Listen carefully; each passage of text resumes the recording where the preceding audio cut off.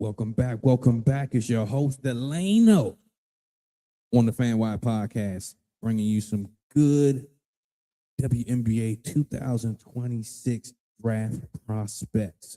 Today, we're going to break down this player in the right way. Talk about the stats, the scouting, the fit, the projection, the ceiling, the floor. No fluff. Just a little basketball IQ. And today, we're talking about Payton Verhulst out of Oklahoma. Y'all ready?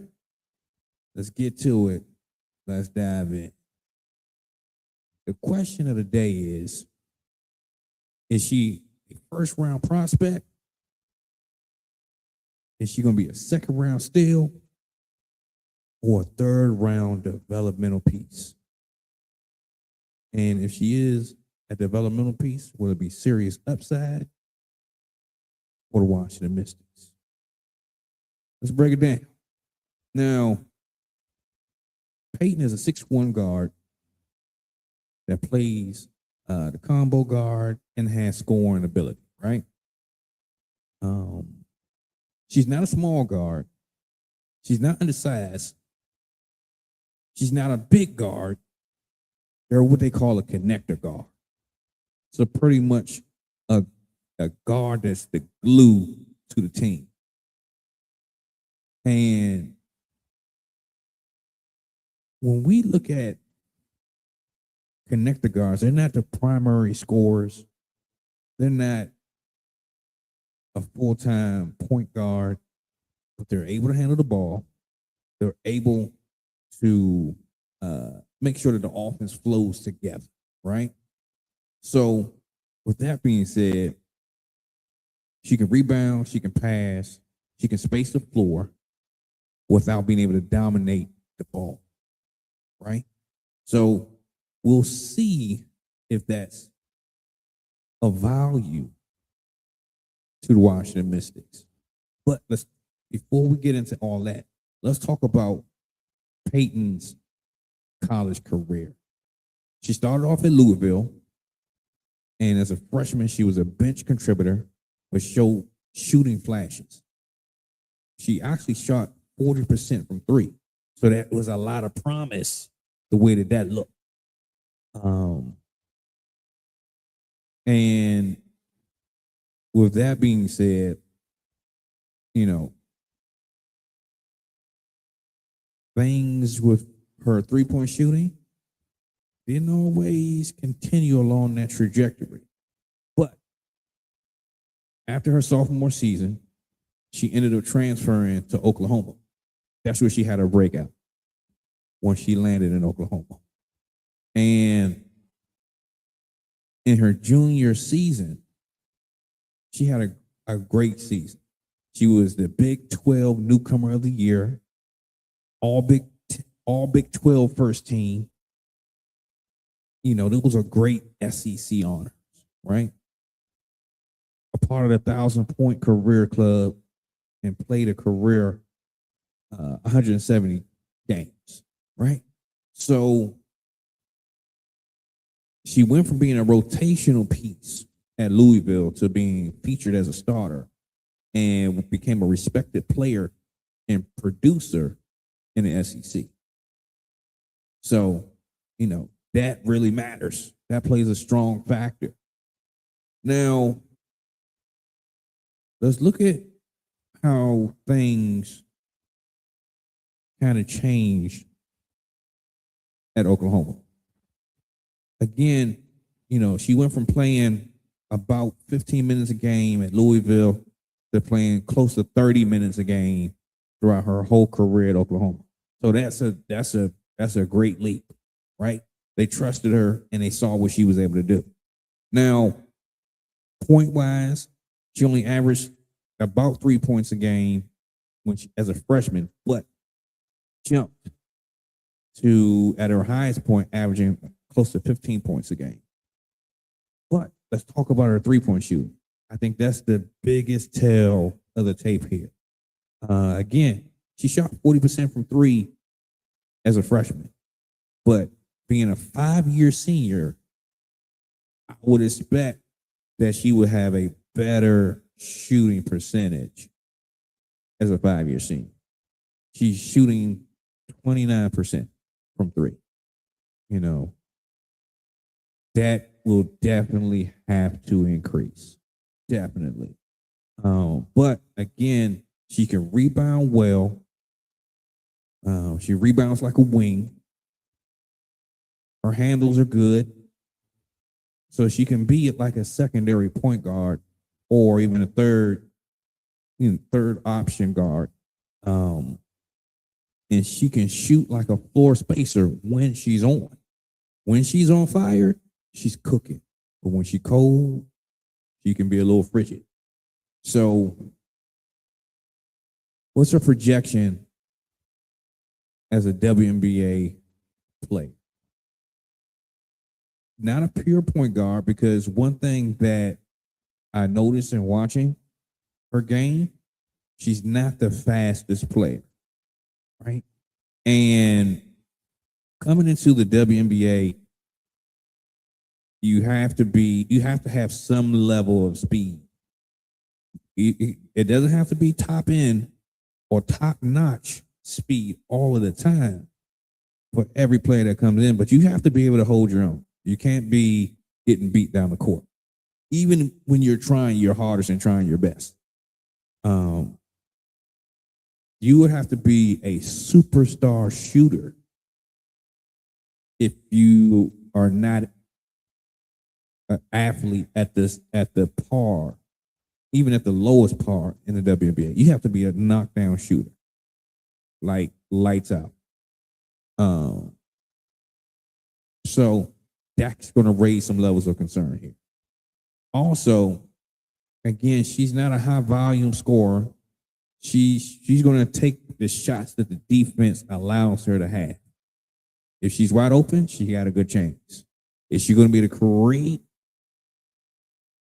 options for other players? Is she going to have to be able to create for herself? That might present some challenges. She's definitely a modern off the ball connector guard, but will that be needed for the Washington Mystics? That's something to think about. When it comes to comparisons, you can look at a Kayla McBride with the shooting, being able to shoot off of, not necessarily off of the dribble, but in transition, right? Or the catch and shoot ability. That can be a threat for her, but she has to be able to shoot better than 30% from the field, 29% from three. If she was a 40% shooter, we could be looking at a specialist. But she's definitely a high IQ player. But even with players like Kayla McBride, Carly Samuelson, they're more fluid athletes than what Payton is. And if she is brought onto a team, I'm really thinking that she can be, let's say a guard that can come in off of the bench and, give a few minutes here and there. Or she could be a prospect that is drafted in the third round and, we'll see what that can do, right? So on the floor, we're looking at like we said, someone that can come in and take minutes off of the bench, that can give spacing and rebounding from the guard position. At the median level, probably like the seventh player in a playoff rotation. And the ceiling, the highest that she can probably be in the league with time, maybe a sixth woman that can come in and do her thing. But we'll see. Now, when it comes to her draft projection, the big boards and the mock drafts pretty much are slotting her around the 20th to 30th pick. That's a strong probability of a second round pick. But when it comes to the other players that are going to be in this draft and the players that are coming in that are already in the league, I think she might slip to the third round. I think so. But we'll see. Is she draftable? Yes. Definitely draftable at the development guard level. And, those players, they stick if they can defend well, if they can shoot, if they have a good level of athleticism. And, these can be questions about Payton's game right now. Now, can a team take a flyer on her? There's a possibility there. But I think that she has good size. She can space the floor when she's shooting well. She can offer some level of lineup flexibility, but you might have to hide her on defense at the WNBA level. And if she's not producing well when it comes to shooting, those type of things, shot creation, she might struggle at the WNBA level. Now, again, she definitely can rebound the ball, but if she has to fight for the rebound, that can also be a challenge for her as well. So she definitely is going to have to get stronger. But she definitely can play within a structure. And that's definitely something that the Washington Mystics value. So there are components to her game that you can value, but there's definitely a lot of improvement that she would need to really, really, really work on to make the team. Because even if she's drafted, it doesn't guarantee Payton a spot on the Mystics. So I really, really have some concerns there. Because again, when it comes to her defense, she's not a lockdown defender. Definitely needs strength and consistency with the defensive effort. But she's not a perimeter creator. She's a floor spacer, but doesn't shoot. She's not shooting consistently well right now. Now, what's the bottom line? She's not a flashy headline prospect. She's definitely a system player. She's a connector. She's a glue guard. And she can score in a couple different ways, right? Now, WNBA teams need those type of players to win. But if we're drafting Payton, again, that's looking like a third round pick or somebody you invite to camp. For the developmental side and bringing a guard in to compete in camp, definitely I can see that with the Washington Mystics.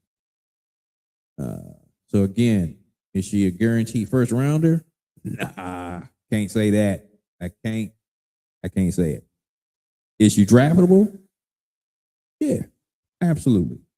Could she become a reliable playoff rotation piece? Several years down the line, we can revisit and see.